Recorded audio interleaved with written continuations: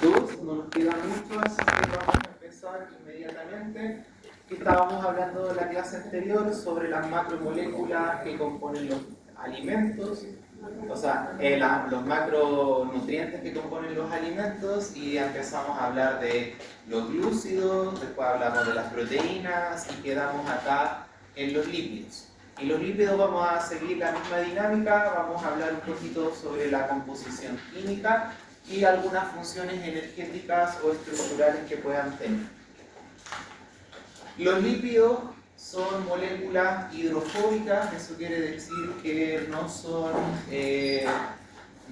pueden ser disueltas en agua, están compuestas principalmente por carbono, hidrógeno y oxígeno, y de las características más relevantes es que los lípidos son macromoléculas muy energéticas, incluso su densidad energética es 2,25 veces la misma cantidad equivalente a un glúcido. Si bien los lípidos tienen una función energética, de igual forma no olviden que la energía inmediata las entregan más bien los hidratos de carbono, ¿cierto? Después, como fuente secundaria, y si esto es sostenido en el tiempo, empezamos a usar las reservas de lípidos. En el caso de los organismos vivos, serían el tejido adiposo. Son solubles en solventes orgánicos, y eso tiene todo el sentido porque es una molécula hidrofóbica. Entonces, ¿en dónde se pueden disolver las grasas? En solventes orgánicos, con cloroformo, ácido acético, y tienen que tener también en consideración que para poder sacar superficie o para poder remover lípidos, ustedes siempre se tienen que ayudar no solamente de agua, sino que con acción detergente, que también nos permite de esa forma disolver un poco las grasas. Clínicamente hablando, las grasas, una de las complejos macromoleculares asociados a las grasas son los triglicéridos. Como lo dice su nombre, es una molécula de glicerol con 3 ácidos grasos libres, ¿cierto? Y esto es lo que ustedes incluso lo pueden pesquisar en un examen de sangre sanguíneo y puede estar aumentado. ¿Por qué podría estar aumentado los triglicéridos? ¿Por qué les podría salir a ustedes aumentados los triglicéridos? Una, porque están comiendo mucho grasa en su dieta, obviamente eso aumenta los triglicéridos en sangre y es un factor de riesgo. Y también puede haber movilización de grasa. ¿En qué sentido? Si había tejido adiposo y bueno, estoy haciendo ejercicio, estoy movilizando los adipocitos en formato de triglicéridos. ¿Y dónde se queman los triglicéridos? ¿Ustedes que ya pasaron bioquímica? En las células, primera parte de las células. ¿Dónde ocurría la beta oxidación de los ácidos grasos que se partía por 2 moléculas? ¿No recuerdan nada de eso? Bioquímica, la parte energética, la mitocondria, ¿cierto? La mitocondria es el organelo mediante el cual los ácidos grasos se metabolizan y de esa forma genera energía y nosotros podemos hacer nuestros procesos vitales. Sigamos.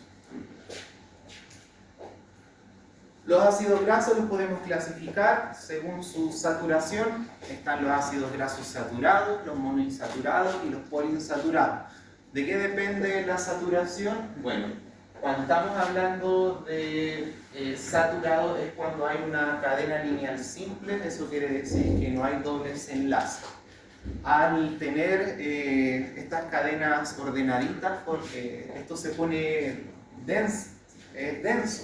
Y al estar denso, generalmente las grasas que son saturadas a temperatura ambiente tienden a ser sólidas. Caso contrario, los monoinsaturados, los poliinsaturados, estas tienen dobles enlaces. ¿Y qué hace estos dobles enlaces? Como pueden ver ahí en la imagen, quiebra un poquito esta estructura lineal, por lo tanto son grasas que posiblemente sean menos densas y al ser menos densas pueden estar líquidas a temperatura ambiente. Ahí hay algunos ejemplos, el ácido palmítico, clásico ejemplo de grasa saturada, y aquí hay otras monoinsaturadas y poliinsaturadas como el ácido oleico o linoleico en el caso de los poliinsaturados. Hay unos ácidos grasos que son relevantes en la alimentación y también en el marketing que ustedes se ven expuestos diariamente, que son los ácidos omega. Está el omega 6, el omega 3, el omega 6 y el omega 9. ¿De qué depende que se llame 3, 6 o 9? Es en la posición donde está el doble enlace desde el grupo metilo. Profe, ¿cuál es el grupo metilo? El CH3, que sería aquí el C con 3 moléculas de hidrógeno. Entonces desde ahí uno empieza a contar y donde encuentra el primer doble enlace es la denominación del ácido omega que estemos hablando. ¿Han escuchado la publicidad, estas palabras?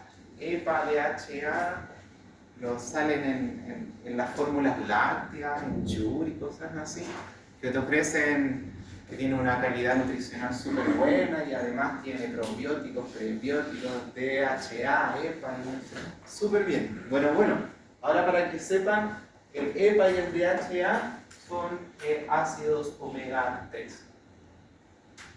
Ahí le ponen esas siglas para que se vea más simplificado, ¿cierto? Funciones de los lípidos, nuevamente es una energía concentrada, incluso aporta más energía que los propios carbohidratos.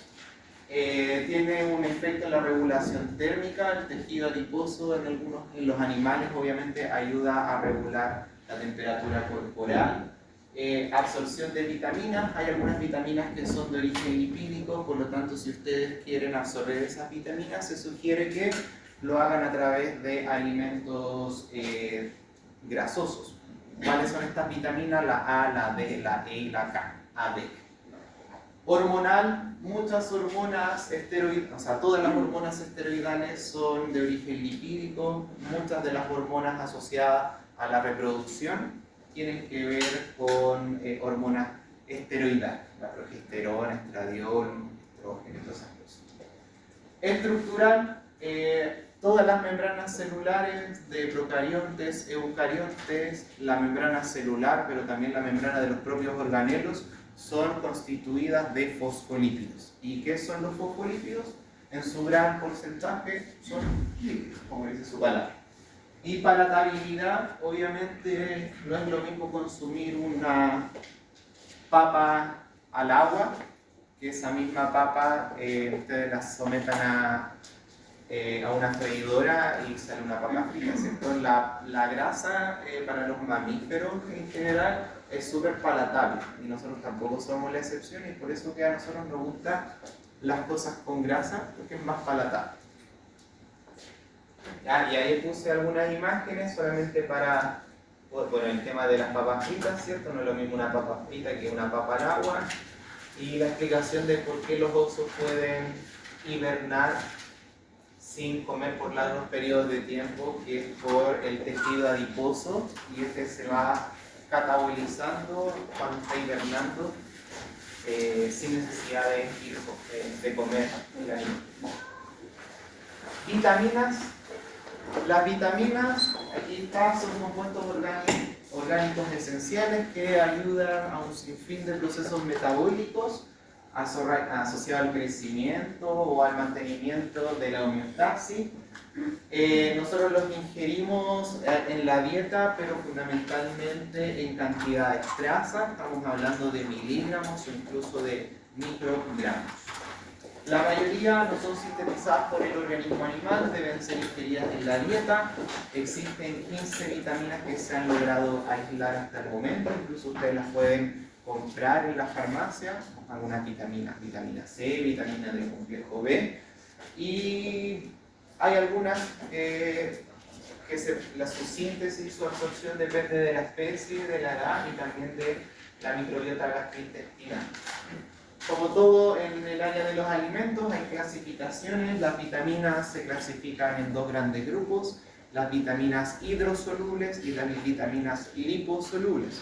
¿Cuál es la diferencia entre una y otra? El origen, ¿cierto? Las liposolubles son de origen lipídico y al ser de origen lipídico son vitaminas que no se absorben, que no pueden ser disueltas en agua. ¿Qué repercusiones tiene eso en la clínica? Que la mayoría de las vitaminas hidrosolubles se excretan vía renal a través de la orina muy fácilmente. Al ser hidrosoluble y poder secretan rápidamente, hay poco riesgo de casos de hipervitaminosis por vitaminas hidrosolubles. ¿Por qué? Porque ustedes lo pueden eliminar bastante rápido del organismo. ¿Qué vitaminas son hidrosolubles? La del complejo B y la del complejo C. Alguien en algún momento, cuando era niño o ahora inclusive, se encuentra estas tiras con pastillas, comprimidos de vitamina C y se las consumen todas. ¿Se han muerto? ¿Tienen hipervitaminosis C? No. ¿Por qué ustedes no tuvieron un proceso de intoxicación? Porque es una vitamina hidrosoluble, por lo tanto lo que ustedes necesitan lo absorben y el restante lo excretan vía orina. Y eso pasa con las vitaminas del complejo B. ¿Se han inyectado neurobiótico alguna vez? Y después, ¿cómo sale la orina? Puede ser incluso de otro color o con otro color y un olor extraño. Lo mismo pudiese incluso con la vitamina C.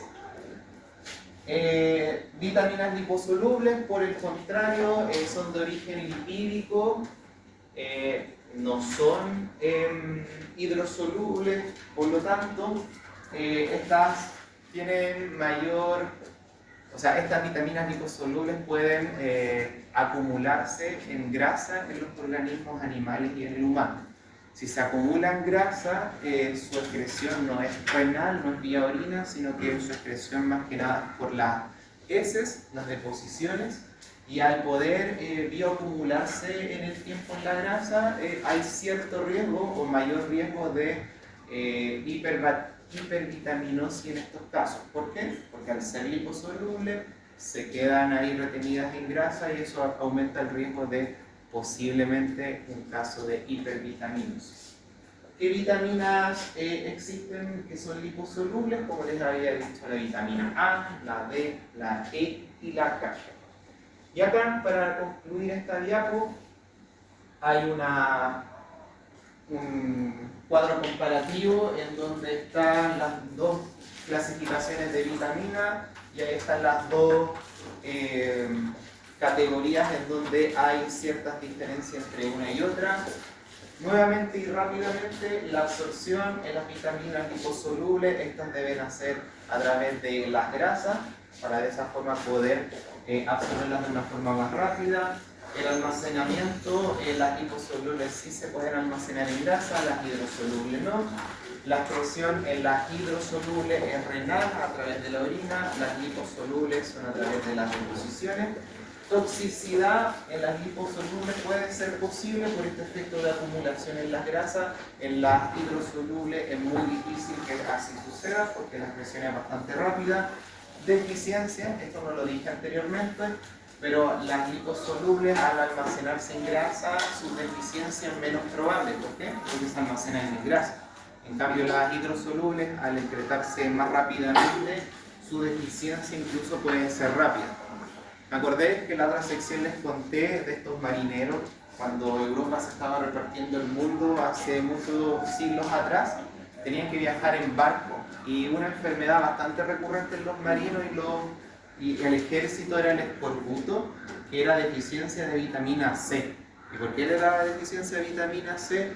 Porque los viajeros partían con frutas, verduras y hortalizas, que es donde está la vitamina C, pero después de un mes, 2 meses ya no tenían frutas y verduras frescas, entonces había una deficiencia de vitamina C y ahí podían tener algún riesgo de enfermedad. Y eso, todas esas cosas condicionan las guerras de esas cosas. Rápidamente y resumidamente, a los minerales vamos a ver que también se pueden clasificar en macroelementos y microelementos.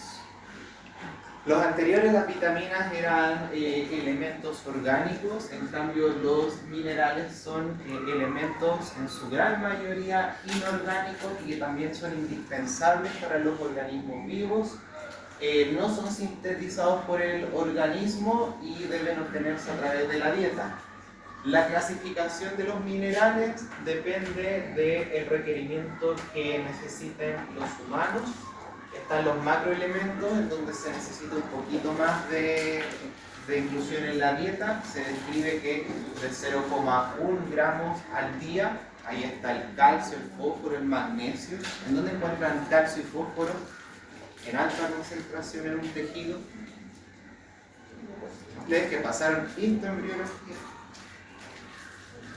El hueso, ¿cierto? El hueso súper asociado a estos macroelementos. Y los microelementos ya se necesitan en menores proporciones a las anteriores, en miligramos o incluso en microgramos. Y aquí está el hierro, el cobre, el zinc, el manganeso, entre ellos. Funciones múltiples. Hay funciones estructurales, como les había dicho, hay algunos tejidos súper especializados como el hueso, que necesita de algunos de estos minerales. Osmótica, toda la regulación de la presión intra y extravascular tiene que ver con los minerales o los iones que pueden estar interactuando. Lo van a ver muy bien en fisiología o fisiopatología. Las funciones nerviosas musculares, todo lo que tiene que ver con potencial de acción o con la sinapsis, de alguna u otra forma tiene que ver con la regulación o el traspaso de ciertos iones en algunas neuronas o a nivel muscular. Relación equilibrios ácido-base, lo van a ver fundamentalmente en fisiología, incluso hay algunos minerales, no sé, como el hierro que participa en la respiración, puede a través de la respiración regular equilibrios ácido-base. Enzimática, muchas enzimas necesitan de algunos minerales como cofactores enzimáticos para poder realizar sus procesos. El clásico ejemplo es la polimerasa, la que va agregando los nucleótidos durante la replicación celular. Bueno, esa enzima, para que pueda funcionar, necesita de algunos microelementos como el manganeso. Y transporte asociado al hierro, el transporte de la hemoglobina. O sea, el hierro es parte de la hemoglobina y la hemoglobina a su vez ayuda al transporte de algunos gases de importancia como el CO2 y el oxígeno. La próxima diapositiva está desglosado distintos macro y microelementos de forma un poco más detallada. De ninguna forma les voy a preguntar o hacer que se aprendan cada una de las funciones y las fuentes en el curso de nutrición. Les vamos a un poquito más de tecnología. Así que si lo quieren consultar, ahí está disponible. Solamente sepan de cuál es la diferenciación entre estas dos categorías, más que saberse específicamente la función y la fuente de cada una. Y por último nos queda la actividad de agua, y aquí, bueno, ahí hay algunas diapositivas introductorias, pero eso yo lo abordo más en detalle en el contenido de la clase de hoy, que es la clase 3. Incluso de eso parto hablando. Así que ellos que están con las diapositivas impresas o en las tablets, vamos a partir directamente en la clase 3 porque vamos a hablar de la actividad de agua y otros factores que condicionan la proliferación bacteriana en los alimentos. Clase número 3, principales microorganismos asociados, bacterianos, es importante, microorganismos bacterianos asociados a la tecnología de los alimentos.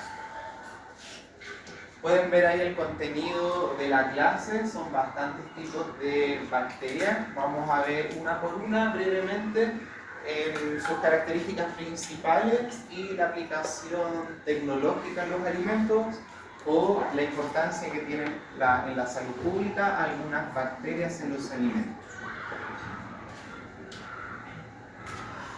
Los microorganismos tienen un papel dual, y esto lo hemos hablado en las dos clases anteriores.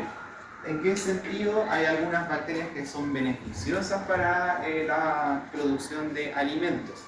¿Qué bacterias beneficiosas ustedes conocen en la producción de alimentos? ¿O no consumen bacterias?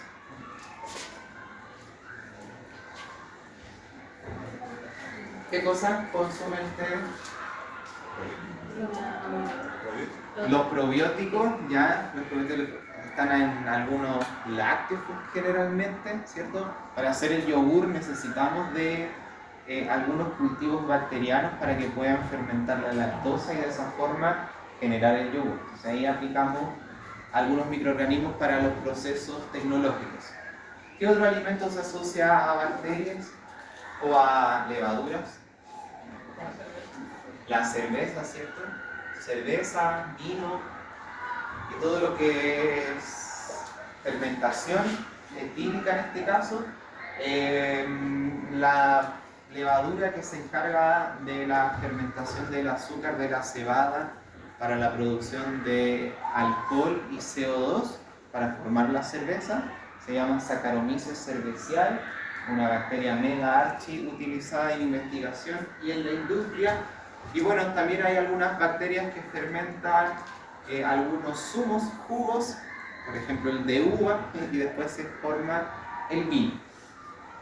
La levadura en el pan, ¿cierto? No es lo mismo un pan leudado que empieza a fermentar un poco, liberar CO2 y empiece a crecer esa masa, a que si uno inmediatamente hace una churrasca ahí en la sartén, es totalmente distinta las características sensoriales. Sin embargo, existen los microorganismos perjudiciales, que son aquellos que nos causan ETAs, enfermedades transmitidas por los alimentos. ¿Qué bacterias nos causan ETAs? ¿Qué conocen ustedes? ¿Conocen alguna? Las típicas. Salmonela. ¿Y a qué asocian salmonela? ¿A qué alimento? Al huevo, a la mayonesa, porque es fabricada por huevo. Súper bien. Alguna otra más rebuscada, ¿cierto? No siempre salmonela. Culpemos a otra bacteria de las dietas. Campylobacter, esa está buena. Campylobacter jejuni. ¿A qué lo podrían asociar Campylobacter jejuni? A los pollos. Muy bien. La industria avícola también contamina las aguas, lo pueden encontrar en cerdos, pero una matriz así súper predilecta y muy asociada es la carne avícola. Algún parásito, es una clase de bacteria, pero algún parásito que cause ETAs. Trichinella spirali, ¿asociado a qué? Cerdo, súper bien. Yo antes de venir aquí vi su malla curricular y la pasaron parasitología y microbiología, así que no estoy hablando chino. A los pescados, algún parásito, el Anisakis simplex. ¿Saben otro de los pescados? Hay unos nombres súper feos, como se acuerdan de Diphylobotrium latum, y ni se les suena, que causa difilobotríasis, que es la tenia del pez. Y virus, los virus contaminan los alimentos o el agua. ¿Qué saben ustedes? Uno por consumir agua le puede dar una enfermedad gastrointestinal de origen viral. Sí. ¿Alguien es padre, madre acá o tiene un hermano pequeño que cuando tienen un niño con enfermedad gastrointestinal lo que piensa inmediatamente el pediatra? Rotavirus. Y el rotavirus es de infección oral fecal, ¿cierto? Cuando se contaminan las aguas o los alimentos se puede transmitir la enfermedad. Entonces, los microorganismos pueden ser beneficiosos y perjudiciales. Vimos la parte de que son perjudiciales por su patogenicidad, porque pueden causar enfermedades, pero también son perjudiciales porque muchas bacterias tienen que ver con el deterioro de los alimentos. No todas las bacterias son patógenas, y habíamos dicho de que los alimentos no son estériles. Por lo tanto, los alimentos tienen bacterias, y muchas de esas bacterias, y posiblemente todas las bacterias, no sean patógenas. Pero hay algunas que se pueden asociar al deterioro de los alimentos. ¿Y por qué se deterioran los alimentos con estas bacterias que no son patógenas? Porque esas bacterias que no son patógenas y son parte de la microbiota deben realizar sus procesos metabólicos, deben alimentarse, y ¿de dónde sacan todos esos insumos? Del propio alimento, y por eso el alimento se va deteriorando con el paso del tiempo. Pero si yo a esa microbiota bacteriana, que no me va a causar enfermedad, pero sí me va a deteriorar el alimento, le disminuyo la temperatura. Esa microbiota no va a proliferar, como no va a proliferar, no me va a deteriorar el alimento tan rápido. ¿Sí? Entonces, El tema de la refrigeración tiene que ver con las ETAs, patógenos, pero también con estas otras bacterias no patógenas que me deterioran los alimentos. Y hay algunas bacterias que tienen ahí unos genes de virulencia que les dan características de superpoderes. Hay algunas bacterias patógenas que producen toxinas y a veces la bacteria no es la que causa la enfermedad, a veces son las toxinas de esas bacterias. ¿Conocen alguna toxina bacteriana o alguna bacteria que produzca toxinas? La marea roja.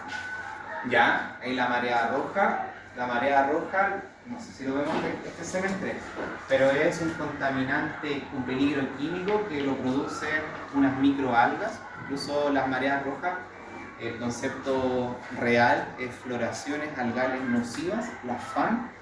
Y estas floraciones algales nocivas no nos producen enfermedad directamente ellas, sino que producen una toxina, y esa toxina contamina los alimentos y es la que produce los 4 grados de enfermedad. Incluso hay una toxina que se llama el veneno amnésico. ¿Por qué? Como lo dice su nombre, puede causar incluso amnesia a corto plazo. Solo pensando vamos durante el semestre.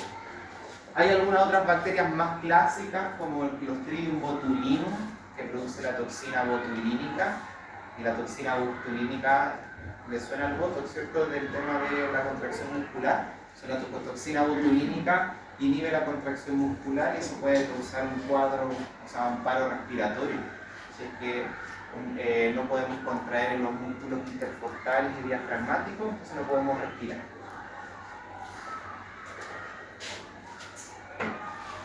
Ya. ¿Qué cosas condicionan de que las bacterias puedan proliferar en los alimentos? Depende de muchos factores, por ejemplo, la acidez del alimento. ¿Dónde va a estar más feliz la salmonela? ¿En un alimento ácido o en un alimento cercano al pH neutro? ¿Dónde va a estar más feliz? ¿En ácido por allá? A la mayoría de los patógenos, incluidos salmonela, no les gusta el pH ácido. Incluso no les gustan los pH extremos. La mayoría de los patógenos les gusta el pH cercano al neutro. Entonces, ¿qué condice un alimento ácido? Por lo tanto, no va a haber tanta proliferación bacteriana. ¿Y por qué no va a haber tanta proliferación bacteriana? Porque al ser ácido no hay muchas bacterias. ¿Dónde van a proliferar las bacterias más fácilmente? En un alimento cercano al neutro. Es por eso que es más probable que haya proliferación bacteriana en un pepino fresco, que ese mismo pepinillo escabechado.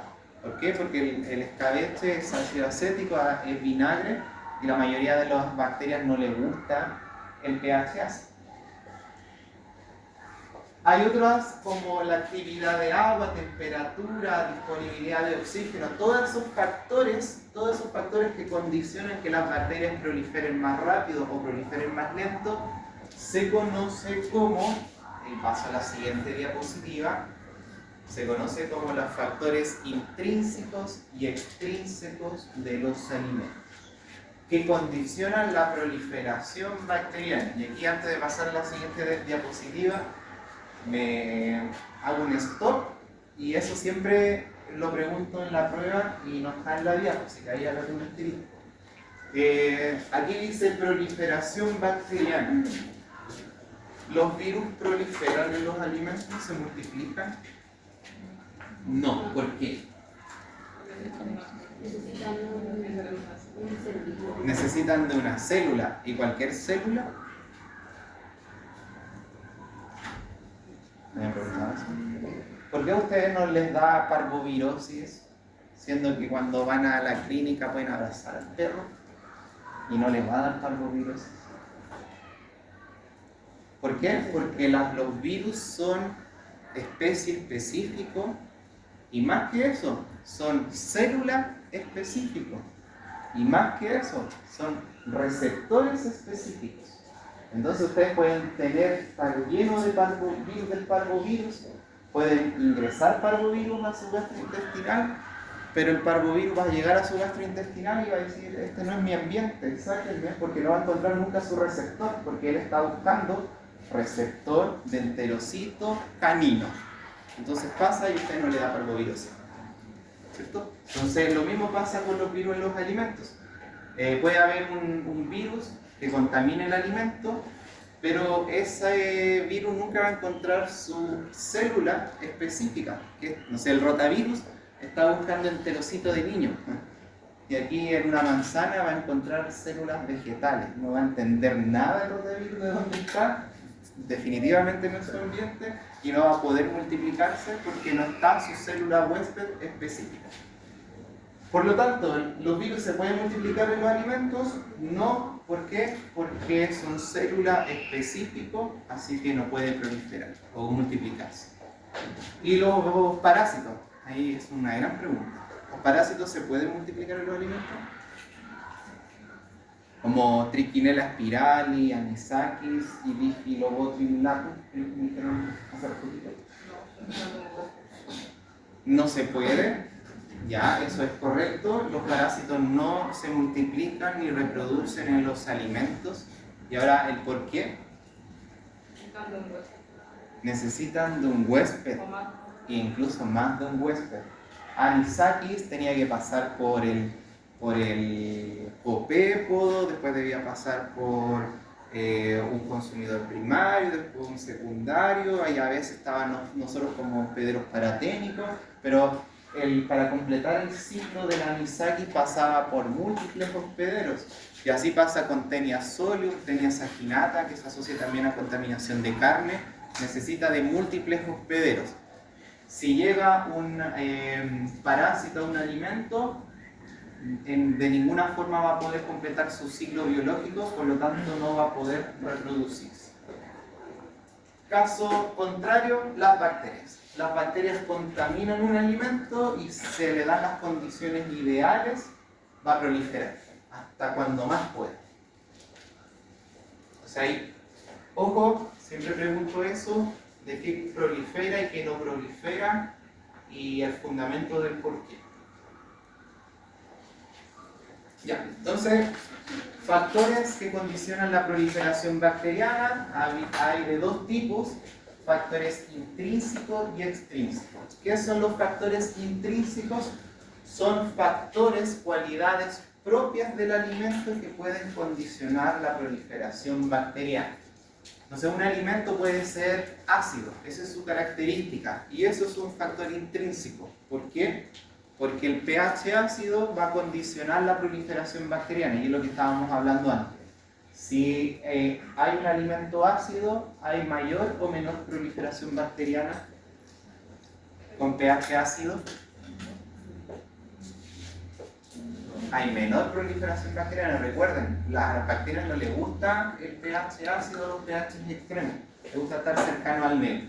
Entonces, como el pH es una característica propia del alimento que condiciona la proliferación, es un factor intrínseco, el pH junto con otros más que vamos a ver en las siguientes diapositivas.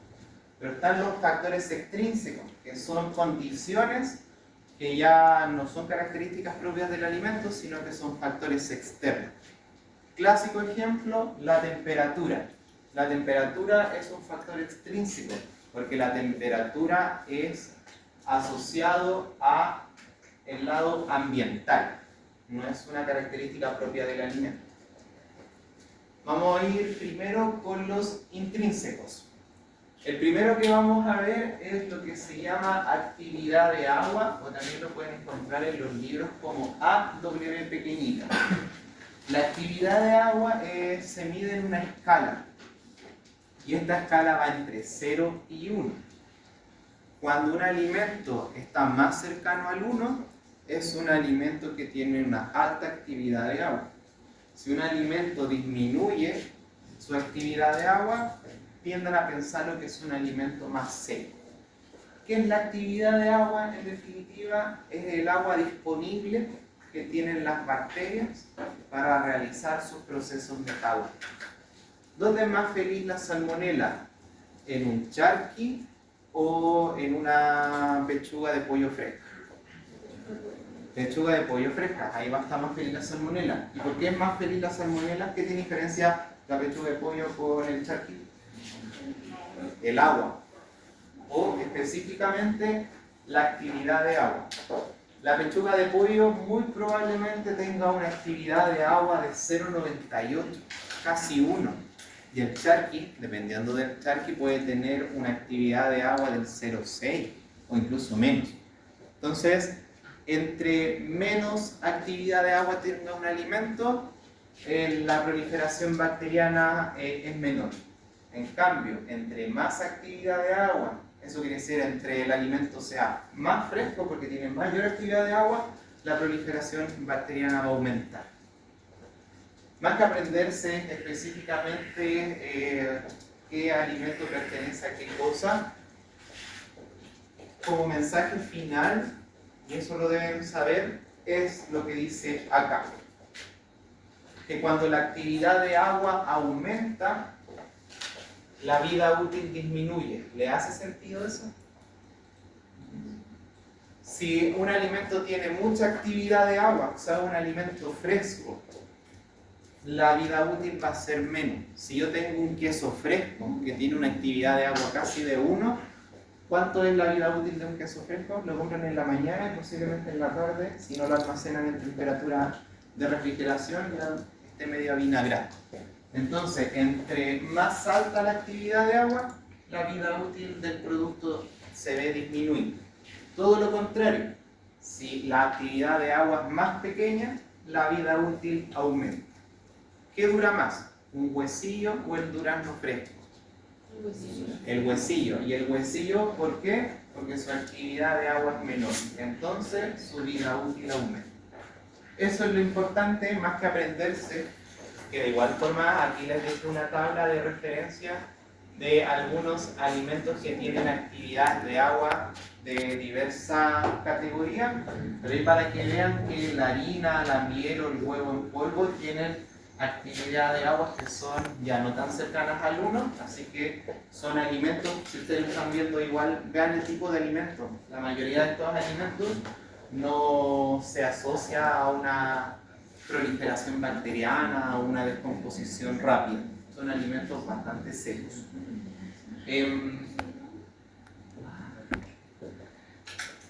Pregunta. La mermelada. ¿La mermelada es de alta actividad de agua o baja actividad de agua? La mermelada es fluida, ¿cierto? Alta actividad de agua. ¿Tiene azúcar? Siguiente pregunta para responder a la primera. ¿Qué les dura más? Si ustedes tienen un durazno en su patio, y para no perder el durazno que se está cayendo, toman todos los duraznos y hacen mermelada en la casa. ¿Qué les va a durar más? ¿El durazno que se les cayó o la mermelada que van a hacer? La mermelada. Entonces, ahí la pregunta que le hago, ¿qué tiene mayor actividad de agua? ¿El durazno o la mermelada? ¿Mayor actividad de agua? El durazno. Y ahora les voy a explicar por qué. ¿Qué pasó con la mermelada? Cuando uno... ¿Han hecho mermelada? ¿Qué ¿Cuáles son los dos ingredientes? Azúcar. Azúcar y la fruta, en este caso el durazno. ¿Qué hace el azúcar? Y ahí química, olvidado, me imagino, pero los azúcares atrapan mucho el agua, retienen mucha agua. Entonces, ¿qué hace el azúcar? Secuestra toda el agua de la mezcla. Entonces, a pesar de que la mermelada sea fluida, líquida, entre comillas, su actividad de agua no es tan alta. Incluso dependiendo de la mermelada, pero puede ir entre 0,7.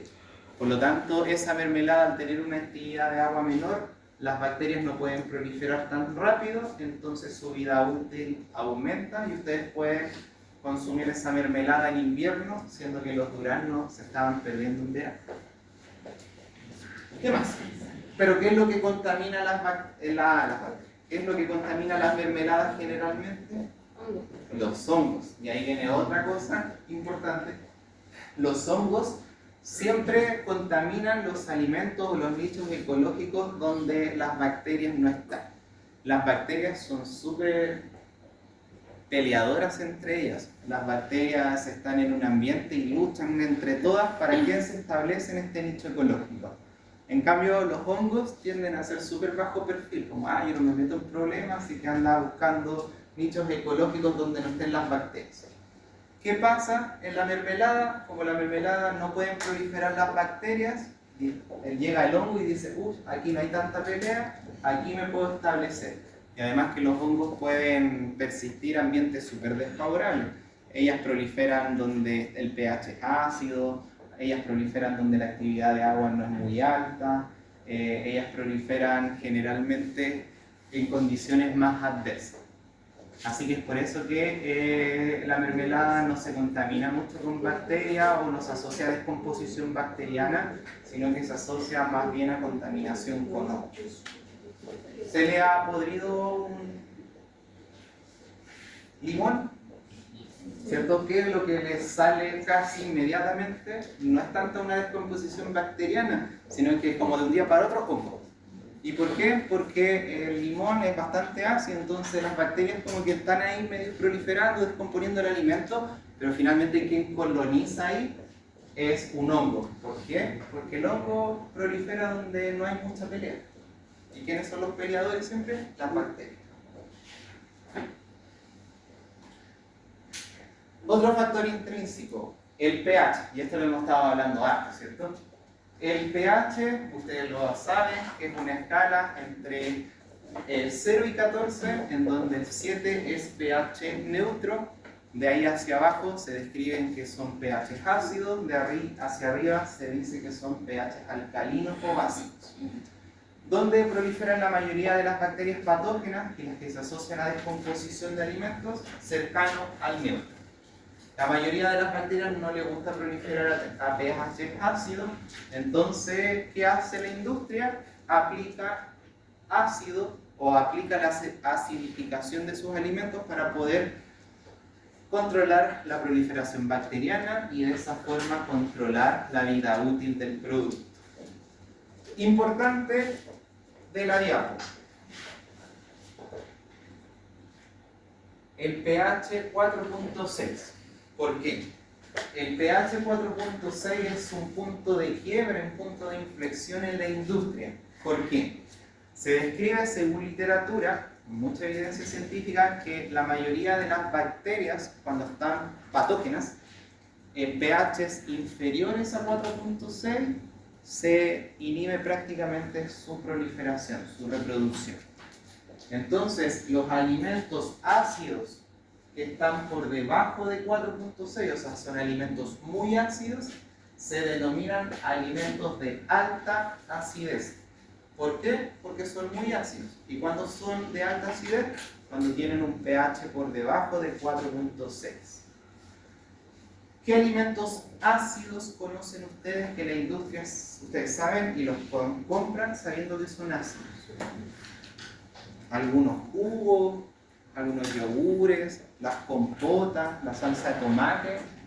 Esos alimentos son ácidos y la industria lo que quiere hacer siempre es que sea tan ácido por debajo de 4.6. ¿Por qué? Porque puedo controlar de mejor forma los patógenos. Alimentos de alta acidez.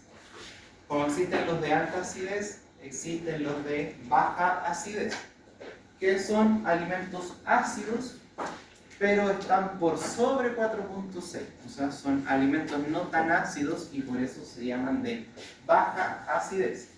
Denle una vuelta cuando estudien esto para que no se empiecen a confundir entre altos, bajos, por sobre 4.6, por debajo de 4.6. Nuevamente, y por última vez, el pH 4.6, por debajo de él es más ácido, por lo tanto son alimentos de alta acidez. pH por sobre 4.6 es menos ácido, así que son alimentos de baja acidez.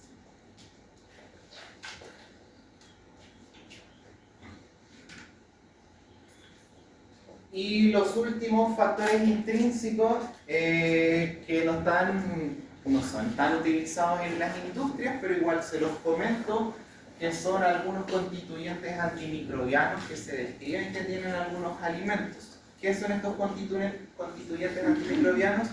son moléculas que se han descrito que están presentes en ciertos alimentos y que bajo ciertas condiciones y concentraciones tienen actividad antimicrobiana. Por ejemplo, se describe que la leche tiene lactoferrina y hay indicios que puede tener efecto antimicrobiano, al igual que el eugenol en la canela o la lisina en el ajo. Nuevamente, con cautela esto porque se describe que son constituyentes antimicrobianos, pero por ningún motivo estos constituyentes antimicrobianos condicionan eficazmente la proliferación bacteriana. O sea, la leche, por muy bien que tenga lactoferrina, de igual forma hay que hacerle algún tratamiento térmico, pasteurización, después al menos almacenamiento en refrigeración. ¿Cuáles son los otros factores intrínsecos? Los antimicrobianos, constituyentes antimicrobianos y las estructuras biológicas naturales, por ejemplo las cáscaras, las testas, la misma piel de la fruta. ¿Por qué? ¿En dónde será más fácil contaminar un alimento? ¿En el durazno con cáscara o en el durazno sin cáscara? En el durazno sin cáscara. ¿Por qué? Porque la misma cáscara es una barrera natural en donde la bacteria le cuesta más colonizar y proliferar. ¿Sí? Entonces, como es una característica propia del alimento, es un factor intrínseco. Y salimos a recreo, siendo las 11:40.